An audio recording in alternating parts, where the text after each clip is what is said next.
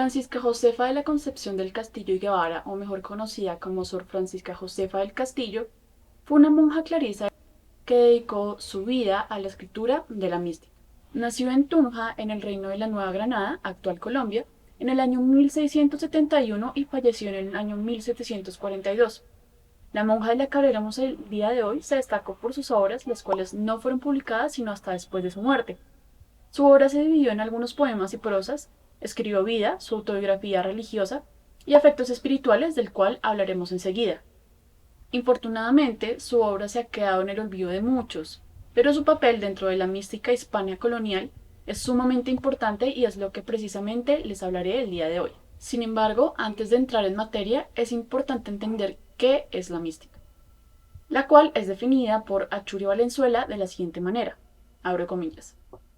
La mística trasciende los dominios del lenguaje para conquistar el reino de lo inefable, y sus experiencias escapan a todo intento de sistematización expresiva y comparativa.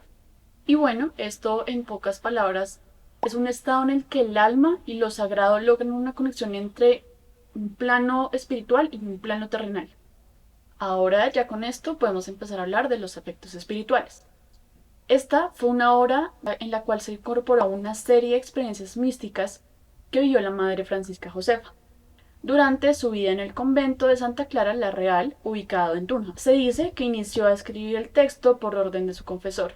A pesar de que esta obra está atravesada por distintos temas que son en verdad muchísimos, nos centraremos en el discurso amoroso y erótico que habita en ella, pues la mística no se define únicamente como la unión espiritual, sino que en el caso de las monjas este vínculo se da casi desde lo conyugal. En el texto La fábula mística de Michel de Sactu, el autor habla sobre cómo el lenguaje místico se construye a partir de el bolo, que es el yo que por medio del lenguaje narra el lugar vacío. El bolo se desarrolla desde el deseo místico de unirse con Dios para después escribir sobre ello. Si leemos el afecto 2, nos encontramos con una postura de desprecio a todo lo que sea ajeno a Dios. Oh Dios escondido, si el alma te hallara, todo lo que no es Cristo reputaré por estiércol. Sin Dios, ¿qué puedo desear ni qué puedo apetecer? Sin Dios, ¿qué puedo querer? Fuera de Dios, ¿qué he de hallar? Algunas veces pienso que está mi vida tan pendiente de nuestro Señor sacramentado, que si Él se acabará ella.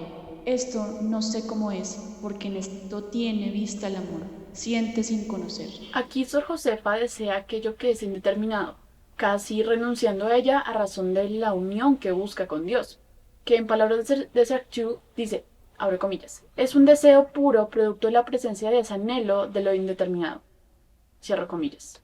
Y bueno, siguiendo con el tema del deseo, nos encontramos también con el erotismo como el elemento fundamental presente en la mística de Madre Josefa.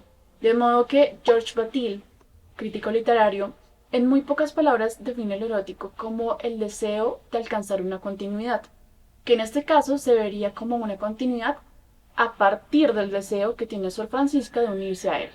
Veamos más ejemplos. Mi amado para mí es, y todo deseable. ¿Quién es tu amado, oh alma? ¿Quién es este amado? Dios y hombre, cordero candidísimo teñido en su sangre, abrazado en el fuego de amor, y todo se te da, alma mía. Oh, qué locura es desear otra cosa, pues fuera de él solo hay males y muerte, y todo te das, Señor mío, centro de mi corazón. ¿A quién te das? Apártate, Señor, de mí, que soy mentira y pecado. Y bueno, creo que podría leer todos sus afectos bajo la clave del erotismo.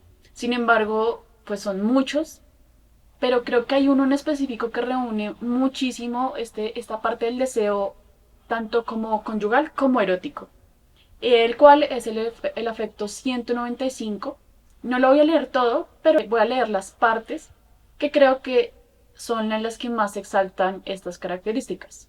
Tú eres para mí, amantísimo Dios, como la consonancia y armonía de todos los instrumentos músicos bien templados y acordes, como una sonora trompeta que despierta al dormido y resucita al muerto en culpas y tibiezas, como un dulcísimo clarín que aviva y excita la pelea y promete la victoria y el triunfo, como una cítara nuevamente tocada, que sosiega y da reposo y dulce paz a los sentidos y potencias del alma y cuerpo.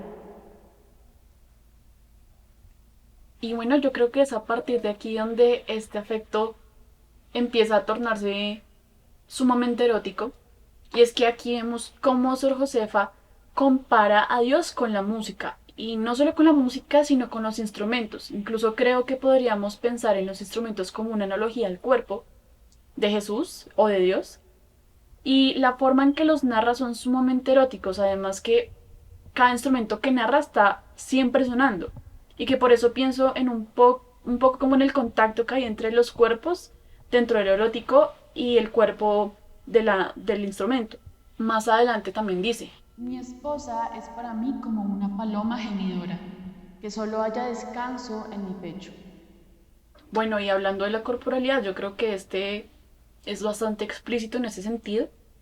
Y es que este afecto tiene algo muy especial y muy particular, y es que hay una suerte de diálogo entre Dios y Sor Josefa. Aquí la voz de Dios la llama esposa, y justamente la imagen que da es la de una relación conyugal, donde el deseo y un poco la dependencia por el otro están presentes. Aquí Sor Josefa nos da pistas de que aquello que narra es un sueño en el que en un inicio habla con Dios, la llama esposa y la compara con la naturaleza, exalta sus virtudes. Sin embargo, llega un punto en el que ya se está despertando y es allí cuando se reconoce de nuevo como humana, como pecadora y se compara con insectos como para mostrarse sucia en su terrenalidad. ¿Qué soy yo, Dios mío, sino como el sonido de los animales inmundos, como el gruñir de sus gemidos con mis vicios y pasiones, como el cenagal y lodo en el que se revuelcan, de donde siempre sale malo y pestilencia olor, desapacible a la vista, asqueroso al gusto y al olfato? Finalmente, de nuevo se refiere a Dios para encontrar de nuevo la paz en el perdón que solamente Él le puede brindar. Solo, oh Dios mío, te pido un mar de lágrimas nacidas del íntimo dolor de mis culpas, para que así pueda llegar a tu gracia y no ser arrojada de tu divina presencia. Y bueno, ya para terminar, y antes de que se oscurezca más el día, quisiera decir que lo más fascinante de los afectos espirituales es que la relación espiritual y religiosa de Sor Josefa con Dios no se da nada más por el ejercicio de rezar o de orar, sino que es la manifestación de un deseo espiritual el que transgrede los límites de una plegaria convencional, por llamarlo así, que llega hasta el deseo erótico. Y también es la búsqueda por el éxtasis y el gozo de la compañía y paz que brinda Dios y la fe que de nuevo pensando en Batil es a través de sus escritos que ella buscaba alcanzar la continuidad de su espíritu y de su cuerpo. Y bueno, espero les haya gustado muchísimo este video. Este es el primer video que hago hablando de literatura y espero poder seguir haciéndolo. Mi objetivo en este canal básicamente es hablar de los libros conocidos en la literatura y también los desconocidos, pero no leyéndolos solamente en clave de lo que conocemos normalmente de la trama y de lo que nos da el libro directamente, sino mirar otras posibilidades de lectura que son muy ricas a la hora de entender cómo funcionan muchísimas más cosas dentro de la literatura que no son tan evidentes. Entonces, pues si les gustó este video, eh, los invito a que se suscriban, a que lo compartan, que lo comenten, que me digan qué les pareció, si habían escuchado de Sor Josefa, todo lo que se les ocurra y espero verlos en otro video. Muchas gracias y que estén muy bien. Chao.